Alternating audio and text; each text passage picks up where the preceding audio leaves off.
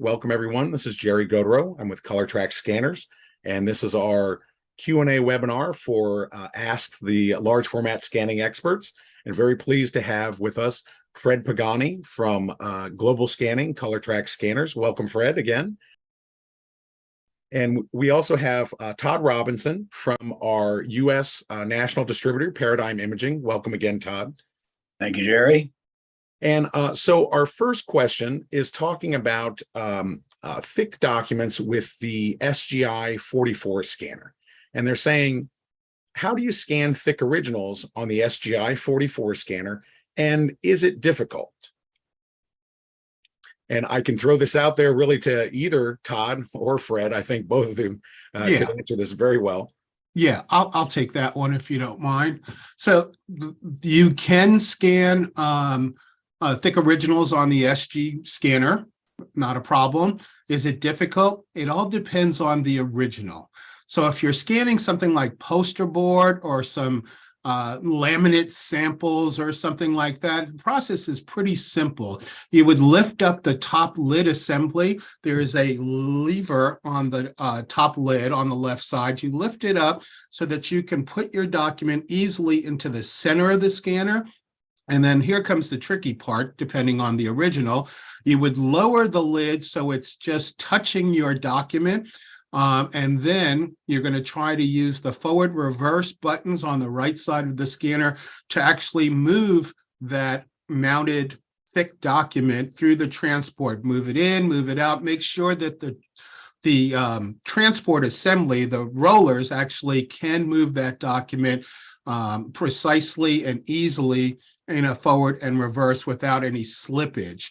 Once you get the pinch tightness of the rollers against that original, then you're pretty much home free. You just take the document out, load it in one more time, and then actually try to scan. So it's not really that difficult to do. It really depends on the type of original you're using. Gotcha. And it sounds like with that ability to kind of do a test roll with mechanical, that goes a long way to not having any slippage once the automatic rollers kind of start. Is that right? Exactly. So you want to test. What you're testing is that the transport rollers are touching or pinching your document with enough pressure to hold your document through any kind of forward or reverse motion without retarding that process, just enough to hold the document so it smoothly goes forward and reverse without too much pinch pressure, which might retard the movement of the document. But once you've done it a couple of times, then you know what to look for. The process becomes easier and easier. First time you do it is when you're going to have to spend a little bit of time kind of setting it up, getting used to it. But after that, it's pretty self-explanatory. That sounds like a really great feature, because I know that there are some other scanners out there that can also accommodate thick media, but really you kind of set the thickness and then you're scanning away, and then maybe there's some peaks or valleys in the acrylic or in the in the water, oil paint or something like that, that's giving it some texture, and that can actually skew that. With this kind of test run, it seems like that goes a long way towards getting that scan right the first time. Yeah, it gives you the best chance to get it right, like you said. So yeah, again, you do it the first time, that's when you're going to spend time just getting used to the scanner. But the next time and times after that, you should be better and better at working with rigid documents. Gotcha. And so the next question that I have is saying, can you scan originals in a 1/2-inch wood frame with a stretched canvas? So I'll take that one as well. Yes, that is possible. I've been able to do that many times, but the potential problem is the composition and design of the wood frame itself. Obviously, if it's got a flat wood frame, then it makes it much easier to do, but a lot of wood frames are design where they have textures. It's not a flat surface. It might be, some rounded edges or marks or lines in the frame, and those are the things you have to really consider. Because again, just like the first question, you want to make sure you can put it in the transport, and the transport can easily move it forward and back through the whole scanning process without running into problems. So if you've got a traditional kind of framed artwork, you might consider it might work, it may not work. To be quite honest, the best way to scan framed art, the way I would do it, is to use more of a flatbed scanner, because then you don't have to fight the scanner and at all. You just kind of lay it on and let the scanner do its thing, know. And Paradigm Imaging sells flatbed scanners as well. Nice. And then Todd, that sounds like something that if somebody needed to address that sort of stretch canvas wood frame scanning, that's something that you could help them out with as well at Paradigm. Yes, we can take care of that. We've got some variety of different products that we can offer our dealers, and they're in everywhere from museums to the Library of Congress to universities. So yeah, easy enough. Excellent. And one moment, let's see. So our next question, it says, which is better, Windows drivers or a dedicated printer driver like in SmartWorks Imaging? Okay, I'll take that. The dedicated drivers are the most efficient way to make a copy or to run a print to a printer within our software. The Windows driver is good. It's a catch-all kind of thing, right? That way we can actually work with your printer. We support pretty much any printer that has a Windows driver, but we've taken that one step further and developed kind of proprietary drivers for certain model printers, which we know will work. And it makes the printing process a lot easier and a lot more efficient. So Windows drivers work very well. The proprietary drivers seem to work a little bit faster, if you will. Gotcha. So it seems like it's probably, more efficient, but as a backup, they can always use the Windows driver, right? Or did I get that backwards? No, the Windows driver is there for everybody. And that's like Fred said, that is a generic driver, and it works. It's fairly easy to do. I've been doing that for years. The dedicated driver for the printer allows you to control far more facets of the printer itself through our software. And also that imaging software gives you the tablet capability, the app runs through the tablet and allows you to control things from either the tablet or from the computer connected to the scanner. Gotcha. Now I understand. And then so our next question is actually about looks like a certification, and they're asking, are Colortrac scanners FADGI certified, FADGI? And so it's my understanding that this is the Federal Agency Digitization Guideline Initiative, and this is for kind of put out by the U.S. government, both the Library of Congress as well as the National Archives, and it's really more of a scanning process guideline than a certification for equipment or software.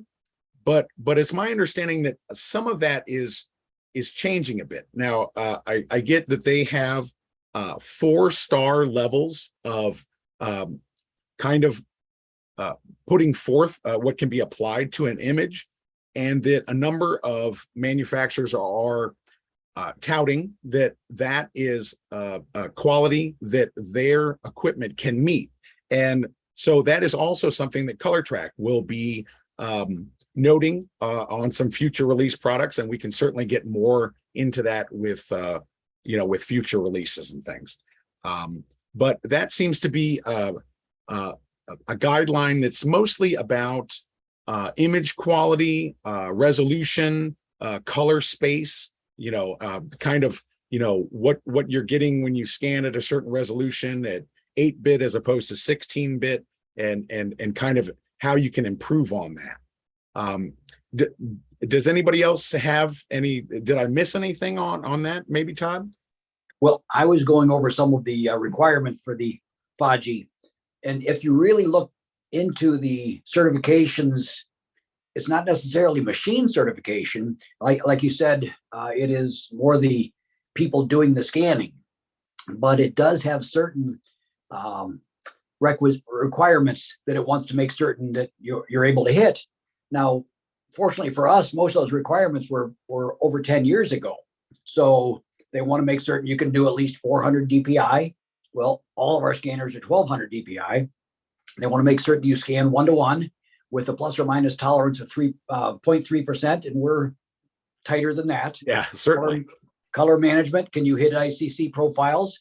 Yes, we do that. That's part of a standard package for us. File types, can you do a raw TIFF or a LZW compression or JPEG 2000? Yeah, those are all standard now. So if you look back 10 or 11 years ago, yeah, some of those things were non-existent or very odd for wide format. But now those are standards. So we actually meet and exceed every qualification that I could find over. That was a 123-page document I skimmed over yesterday, plus several other links that they threw in there. So my dog sitting here in my office thought I was kind of nuts just sitting there reading the screen the whole time. But yeah, we meet and exceed all the specifications you can find for hardware. For processes, no, that's on whoever it is that actually does the process and making certain they have clean documents and clean scans. Right. And I think that there's an ability to essentially submit a scan that's been performed, not necessarily a scanner, to make sure that whatever processes through the software or whatever have been applied to that image, that it still meets a certain quality. And I believe when you have, let's say, for example, a 1-star, this is not a judgment on a particular scan, but saying that, some 1-star scans would be appropriate for maybe publishing a thumbnail on a website or giving an overview of something. But when you get it up to a 2 and 3-star, particularly the 3-star out of the 4-star ratings is really where the quality comes in, I think. And that's a lot of times talking about a scan that's good enough for OCR or optical character recognition, so that software can then go through that scan, competently recognize text to digitize that, essentially taking a raster image and converting it to a vector. And as just as Todd mentioned, I think we meet and exceed in most cases just about all of that type of certification, especially for large format.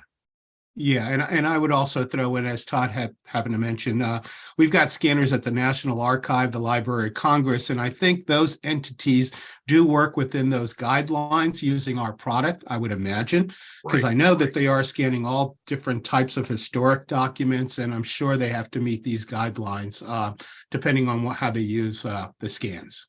Sure, and I think we even have some at the Smithsonian's and the art galleries where they're not necessarily meeting image quality for a small format OCR digitization, but an even higher quality for making sure to capture works of art and historic originals and things like that. So I think that's where we're really kind of up and above for many of these types of specifications. Yes, we just had a dealer last month shipped an SGi 44 scanner to the Smithsonian, one of the 23 Smithsonians that are out there, but we just shipped another one out.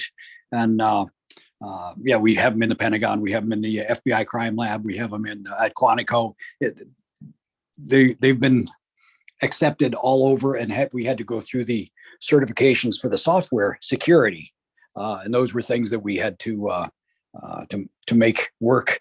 Sometimes for the federal government, they've got a little different standards. So yeah, we're good on that. And I know that in the crime lab, they're very detailed on how they're scanning even large format things like reproductions of tire prints and that sort of thing. So I think we're probably good there.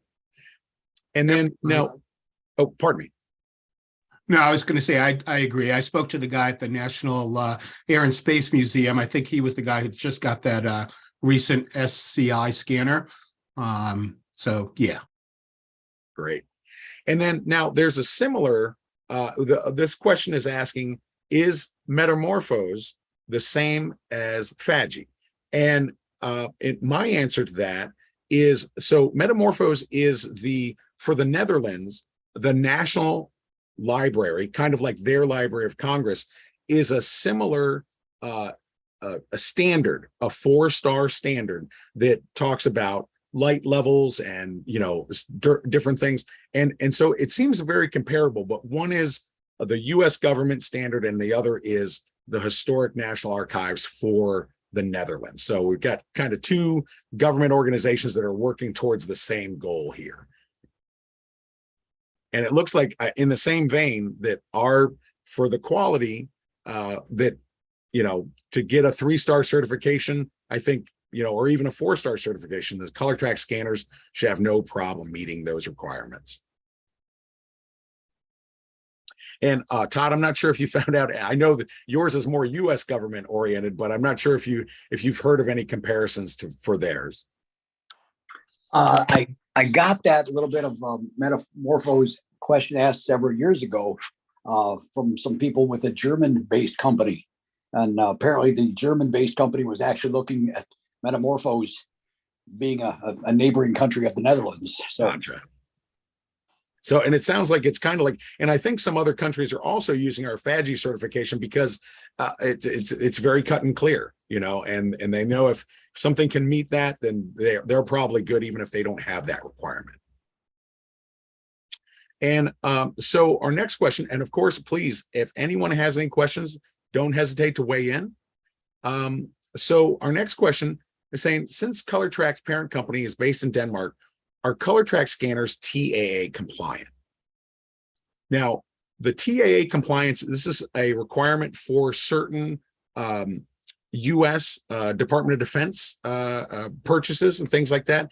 Now, just as you mentioned, some of the Colortrac scanners are in these different organizations. I think typically, while we don't have a TAA compliant scanner, these are usually for military deployments, I think, that kind of thing. So while the scanners are certainly in different US government organizations, the requirement really hasn't been there for this type of compliance, but it may be something that we're working on in the future, certainly.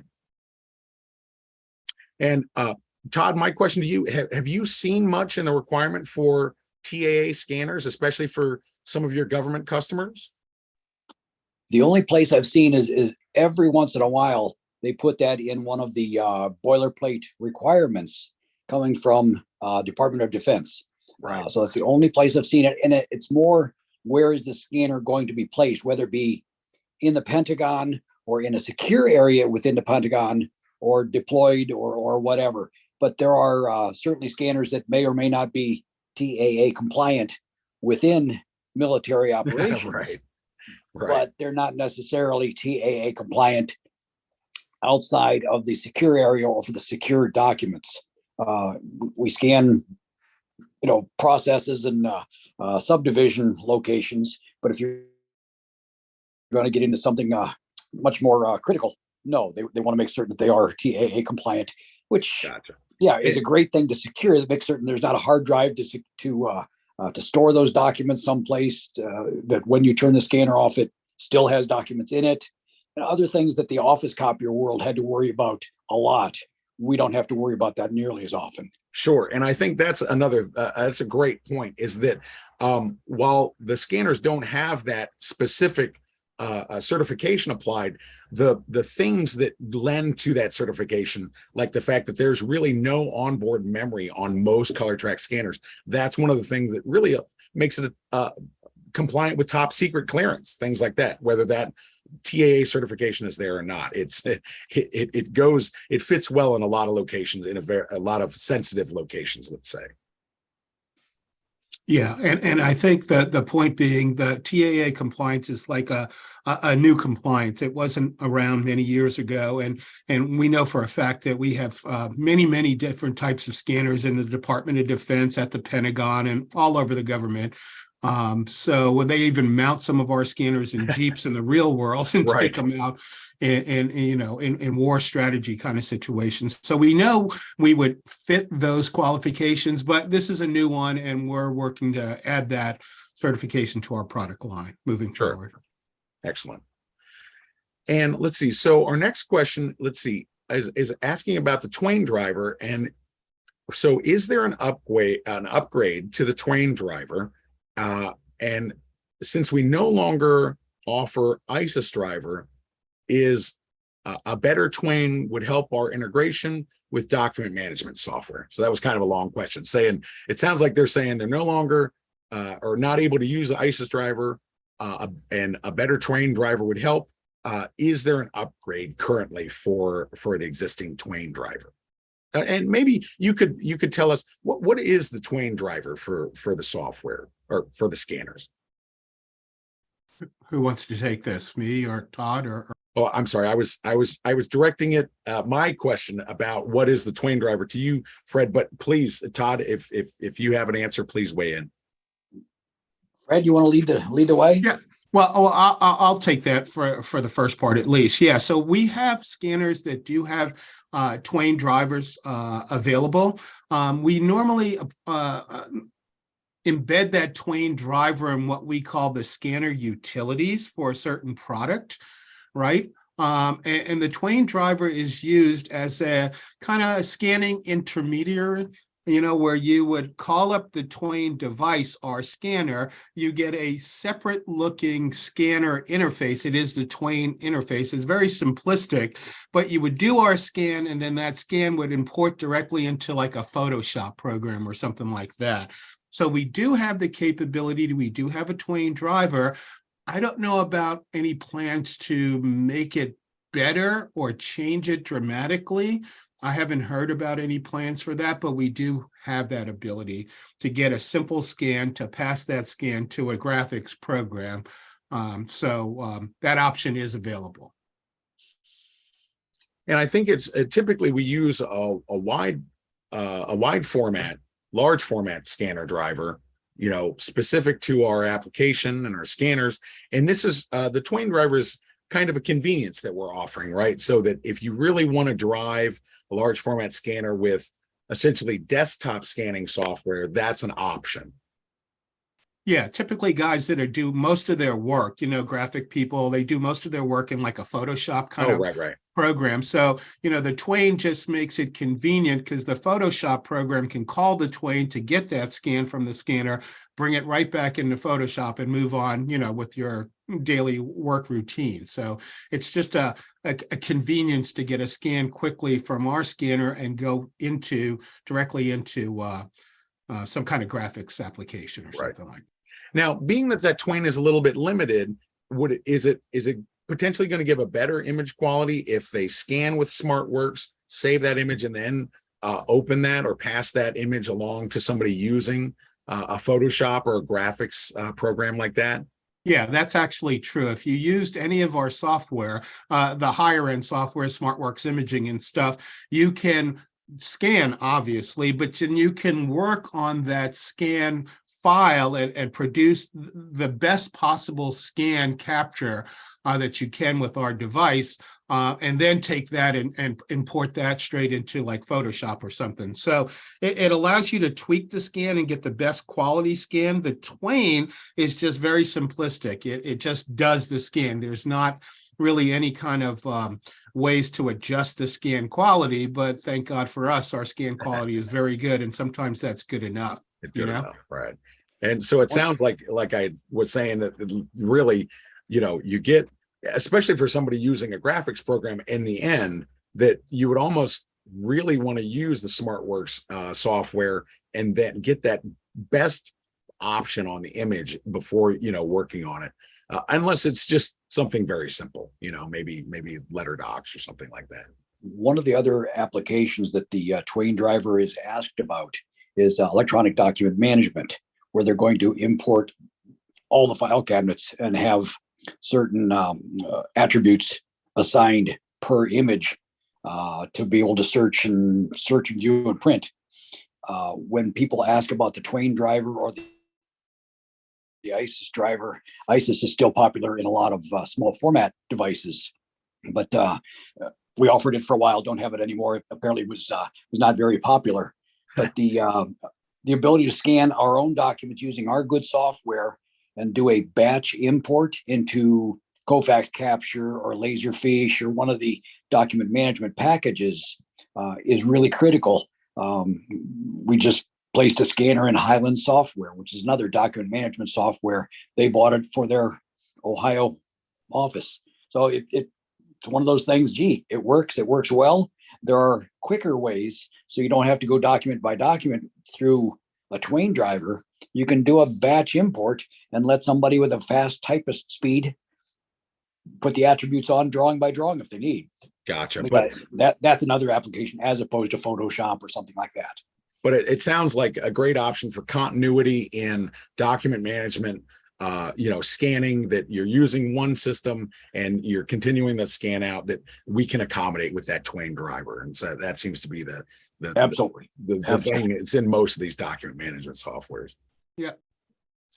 Okay. And let's see. So we're coming up to our last question that we have kind of preloaded. And again, if anyone has any questions, please go ahead and shout them out, or use the text chat and we'll get that answered for you.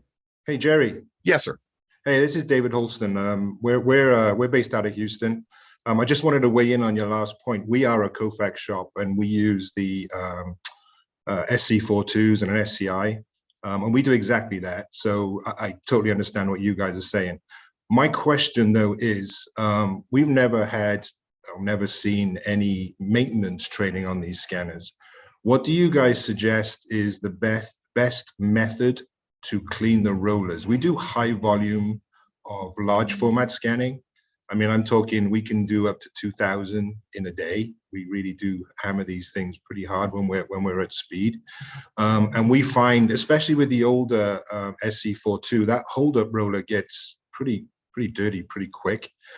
But we don't really know how to clean it. Do you guys have any suggestions on that? And the rollers in general as well? For the hold-up roller, the best method we found to clean the hold-up roller, believe it or not, is one of those Mr. Clean eraser block, foam Those things blocks. are great, aren't they? Yeah, exactly. So you would just kind of, follow the instructions on how to use that and wring it out, as best you can. No power on the scanner, get access to that center soft hold-up roller, if you will, and simply wipe the surface, kind of like scrub a little bit, but not too hard, and then advance the rollers with your hand, because all the rollers are tied in with a belt, so you can just spin a roller donut and all the rollers will follow. So you can advance it a little bit, scrub away, advance and scrub until you're all done. So that's the best way to clean the surface of the hold-up roller. And as far as the drive rollers that have their rubber donuts, we use, as a quick clean, we use isopropyl alcohol, on a cloth and turn the scanner off and just kind of hit each individual donut, advancing. You could even, turn on the scanner and use the forward and reverse to help you out to do that. You would scrub off each individual rubber donut on the roller shaft, if you will, and that'll do a nice cleanup, a quick cleanup.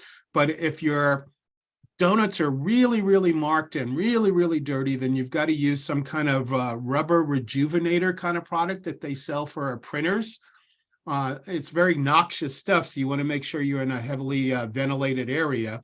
But that's what we do to get tough stains off the rubber donuts. Perfect. Thanks, Fred. Really appreciate that. Hey, Jerry and Fred, one other point. I came up before wide format in the copier world.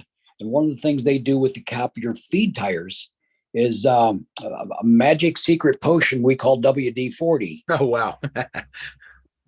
Yeah, I've heard about that as well. Yeah. Yeah, it cuts through the basically the buildup of toner. So if you're making scans of toner-based prints, that toner is just plastic. And if that plastic has built up on your feed tires, it's not going to do the best job of ever, but it can take the glaze off those tires and let you continue feeding.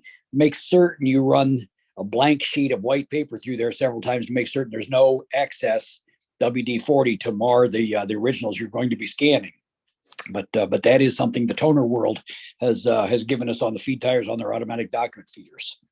Gotcha. And that almost sounds like a double hit with a little bit of cleaning as well as a little bit of almost a rubber rejuvenator, where it kind of gives you a tackiness back and from that smoothed out rubber and plastic, or the dirt on the rubber that gives it that smoothed outness.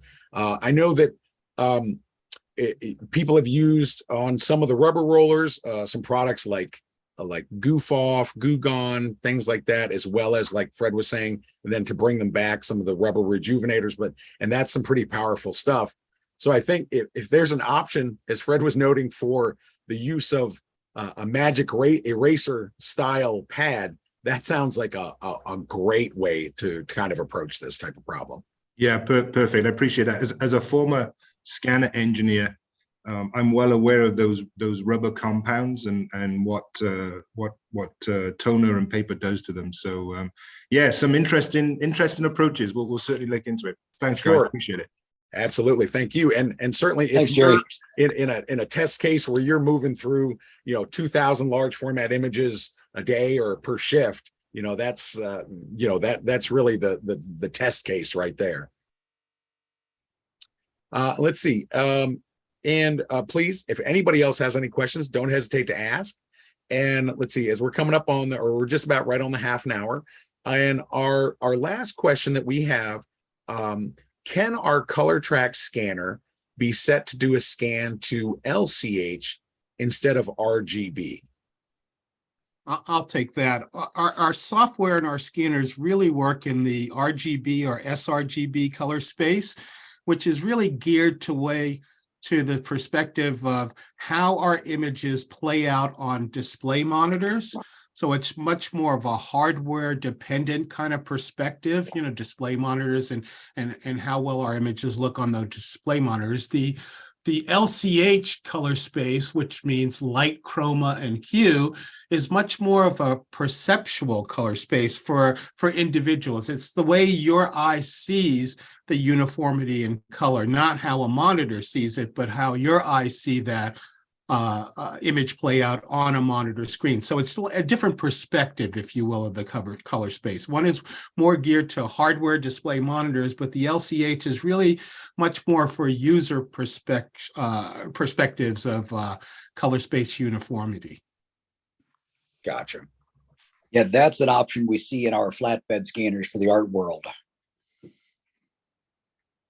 So the simple answer is no, you can't convert within our software to any LCH kind of color space. We are all sRGB.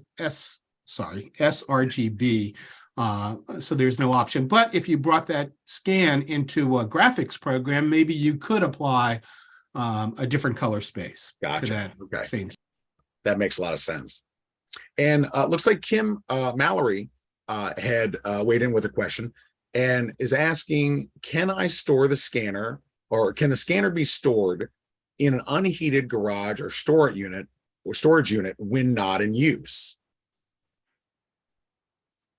Now, I would think it would probably be the better way to store it. is in a nice, cool location. Maybe. Yeah, in fact, you can store it in a garage or anything like that. The only thing to be concerned with is extreme cold and extreme heat. But for normal conditions, most year round, storing it in that kind of situation might be perfectly fine. And then I think maybe, would you need to be concerned with an extended warm-up period when you're bringing the scanner back out to use? Or some scanners to have a different warm-up than others, is that right? Yeah. And I would say, just as a rule of thumb, if you know that your scanner has been in a garage exposed to extreme cold conditions, it'd probably be best to bring that scanner into a working office or room or something, not exposed to the elements, maybe the night before. Let the scanner kind of warm up a little bit, just ambiently, and then it doesn't affect how fast our scanners come ready and do their own little internal calibrations and all. But yeah, you just got to look at extremes. Gotcha. I had that experience with, obviously, as the sales guy, I'm everywhere with these scanners. And back in the day, I used to leave it in my car overnight in the hotel parking lot. When I'd get to the customer's site, I didn't have all that long to warm up. And everything turned on and it was wonderful. Everything seemed good. I ran the scan and it came out black. because the CIS sensors just could not get warm enough. And they're not a heavy heat type of a sensor. No, anyway, you no, know. it's an LED light in there, so there's not a lot of heat created. So I was a little embarrassed for a little while until things warmed up. Then it worked just fine. Okay. Well, that makes a lot of sense. That makes a lot of sense. So Kim, hopefully that helped answer your question. Well, I'll go ahead and thank you all for coming. And of course, our experts, Todd and Fred, thank you very much for participating in our webinar. And we hope to see you all again soon. And don't hesitate to ask us any questions. Thanks, everybody, and have a great day.